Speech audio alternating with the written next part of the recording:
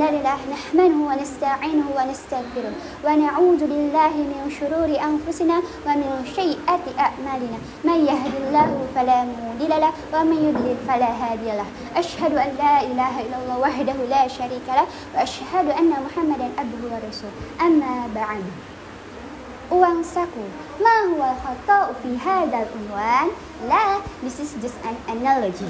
Ada 3 tipe orang cara menggunakan uang saku. Yang pertama adalah orang yang pandai manajemen uang. Dia akan menggunakan uang sakunya untuk kebutuhannya, untuk menabung, bahkan bersedekah. Dan orang yang kedua adalah dia hanya menggunakan uang sakunya untuk keperluannya saja. Dan orang yang ketiga, dia menggunakan uang sakunya hanya untuk shopping, jajan, check out, skincare. Jangankan menabung dan bersedekah, bahkan kebutuhannya nanti baru kepepet, baru dia mau beli. Oke, sebelum kita membahas lanjut apa itu uang saku, mari kita bahas dulu apa itu harta. Karena harta dan uang saku berbanding lurus, bagaikan percepatan yang berbanding lurus dengan jarak.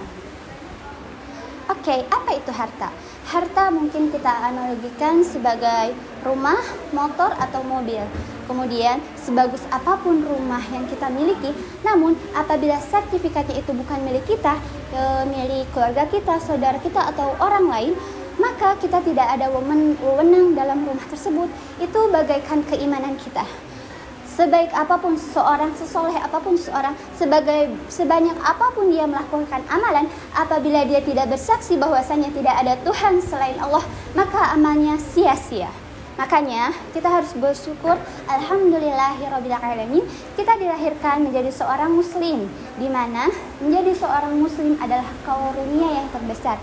Kita tinggal memperbaiki keimanan kita kepada Allah, Rasul, dan segala keimanannya dengan ibadah dan ketakwaan kita. Kemudian yang kedua, rumah. Semakin besar rumah kita, maka semakin banyak tiang-tiang tersebut. Jika kita analogikan, semakin kuat iman seseorang, semakin bagus keimanan seseorang, maka semakin banyak sholatnya, semakin banyak sujudnya. Bayangin, sehari 5 kali sholat, ditambah tahajud, witir, qobliyah, badiyah, suruh, duha, Masya Allah. Maka semakin seseorang banyak bersujud, maka semakin kokoh pula keimanannya. Kemudian kita udah punya sertifikat tanah nih, kita udah punya rumah. Nah, maka sebagus apapun rumah, pasti tidak mungkin kita membiarkan rumah itu kotor, penuh debu, penuh sarang laba-laba. Maka kita membersihkannya dengan menyapunya, mengepelnya dengan pembersih lantai. Nah, pembersih lantai dan menyapu itu kita analogikan sebagai zakat. Jadi, tidak perlu merasa berat akan zakat, karena zakat itu membersihkan harta kita. Kemudian, ada yang perlu dikutip doain. Kebanyakan kita diwalikan, digantikan zakat sama orang tua, apalagi mungkin yang jauh dari orang tua. Padahal kita perlu mengajar anak-anak kita, mengajak anak kita membayar zakat, bagaimana cara berdoa membayar zakat, agar anak-anak kita itu terbiasa seperti itu. Kemudian adalah puasa. Apabila zakat kita analogikan sebagai membersihkan harta kita, maka puasa membersihkan tubuh kita. Ada 2 manfaat di dalam puasa. Yang pertama, kita membersihkan tubuh kita dari racun, dan bahkan dalam puasa kita mendapatkan antibodi yang tidak didapatkan kecuali dengan berpuasa. Dan yang kedua adalah kita mendapatkan pahala yang besar di akhirat kelak. Karena apa? Semua pahala Allah berikan ganjaran, yang spesial hanyalah puasa. Karena Allah memberikan ganjaran puasa langsung.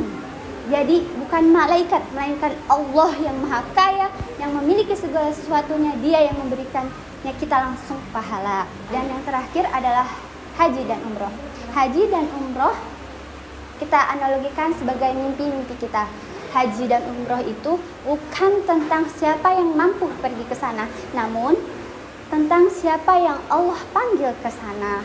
Jadi jika kita ingin haji dan umroh, kita harus ikhtiar lebih besar, dan ikhtiar terbaik adalah doa, doa, dan doa.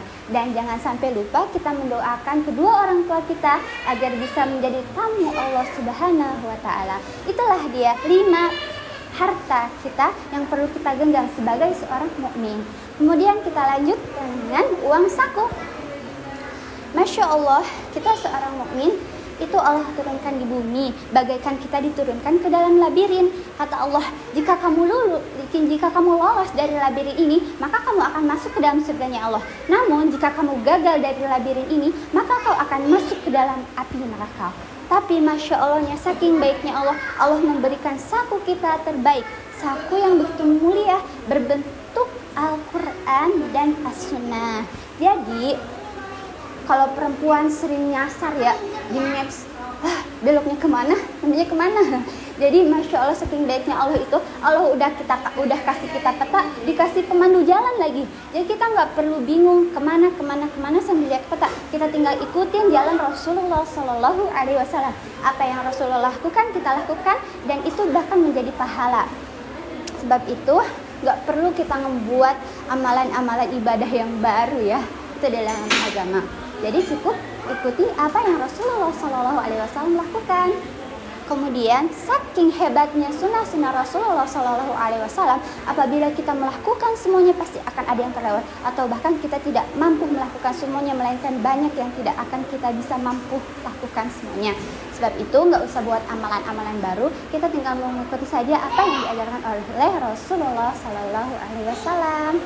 Aku punya fakta menarik nih, entah ini fakta menarik atau menyeramkan. Menurut data, Indonesia memiliki penduduk 290 juta lebih, dan yang tidak bisa membaca Al-Quran 65%. Bayangin, gak sampai setengahnya penduduk Indonesia gak bisa baca Quran. Yang bisa baca Quran hanya sedikit, yang bisa membaca Al-Quran dengan baik dan benar hanya sedikit, dan yang menghafal Al-Quran lebih sedikit lagi, dan yang istiqomah dengan Al-Quran lebih sedikit lagi. Makanya Allah berkata, khairukum man ta'allama Al-Quran wa 'allamah. Sebaik-baiknya kalian adalah orang yang belajar Al-Quran dan mengamalkannya. Jadi alhamdulillah nih kakak-kakak kalian semua yang udah menghafal Al-Quran, tinggal kalian genggam amanah yang berat tersebut. Dengan salah satu tips dari saya adalah kita harus mempunyai 2 target. Yang pertama adalah target relatif, di mana kita harus mencapai target tersebut, gak boleh kurang. Jadi apapun kita lakukan setiap hari itu, target itu gak boleh kurang. Misalnya 2 juz 1 hari, dan itu gak boleh kurang. Dan target minimal, dimana kalau misalnya kita capek kuliah atau kita capek rapat, capek kerja, kita harus mencapai, oh kayaknya udah gak bisa nih aku nyampai target relatif, makanya aku harus merojaah nyampai ke target minimal, seperti itu. Gak apa-apa kok kakak mau ulang-ulang terus, misalnya aku lancarnya juz 2, ketika aku capek itu ulangnya juz 2 aja, nggak apa-apa. Karena sesungguhnya yang menghafal Al-Quran itu bukan orang yang benar-benar hafal 30 juz Al-Quran, tapi orang penghafal Al-Quran adalah dia yang selalu berinteraksi dengan Al-Quran. Makanya sangat aib sekali apabila kalian penghafal Al-Quran ada 1 hari yang lewat tidak membaca Al-Quran. Itu aib banget. Jadi usahakan seberapapun kita harus berinteraksi dengan Al-Quran. Kemudian untuk ibu-ibu, bapak-bapak, adik-adik yang di sana yang mungkin belum bisa menghafal Al-Quran, jangan bersedih. Kita bisa mendapatkan pahala menghafal Al-Quran. Mungkin kita tidak bisa mendapatkan keutamaan menghafal Al-Quran, tapi kita bisa mendapatkan pahala menghafal Al-Quran dengan membantu pembangunan rumah tahfiz, memberikan menjadi donatur, atau bisa memberikan biaya kepada tim Igia. Kita bisa dapat pahala yang terus mengalir, insya Allah.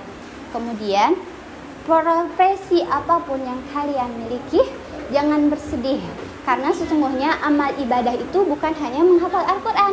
Bukankah kita tahu ceritanya tukang roti yang dia selalu beristighfar, astagfirullahaladzim, astagfirullahaladzim, astagfirullahaladzim. Setiap apa yang dia lakukan, setiap dia mengadon rotinya, dia selalu beristighfar. Makanya dia mendapatkan keutamaan orang yang selalu beristighfar. Jadi kalau misalnya kita belum bisa jadi seorang penghafal Al-Quran, kita bisa, jika kita banyak harta, kita bisa jadi orang yang ahli bersedekah. Jika kita kuat berpuasa, kita bisa jadi ahli puasa. Jika kita mungkin tidak kuat di harta, tidak kuat di puasa, maka kita bisa menjadi orang yang selalu beristighfar.